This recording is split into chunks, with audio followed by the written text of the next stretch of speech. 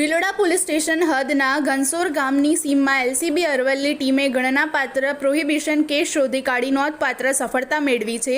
નાયબ પોલીસ મહાનિરીક્ષક વિરેન્દ્રસિંહ યાદવ તથા અરવલ્લી પોલીસ અધિક્ષક મનોહરસિંહ એન જાડેજાના માર્ગદર્શન હેઠળ એલસીબી પોલીસ ઇન્સ્પેક્ટર એમ.એચ. ઝાલાની આગેવાનીમાં ટીમ દ્વારા વાહન ચેકિંગ હાથ ધરવામાં આવ્યું હતું. ઘનસોર ગામની સીમમાં ટોડા તરફ આવતા રોડ પર ચેકિંગ દરમિયાન એક સફેદ રંગની મહિન્દ્રા સ્કોર્પિયો ગાડી નંબર GJ01 KL 8119 અંગે બાતમી મળતા વોચ ગોઠવવામાં આવી હતી. ગાડી આવતા ઇશારો કરતા ચાલક ગાડી રોડ સાઈડમાં મૂકીને ફરાર થઈ ગયો. ગાડીની તપાસ કરતા તેમાંથી વિદેશી દારૂનો જથ્થો મળી આવ્યો.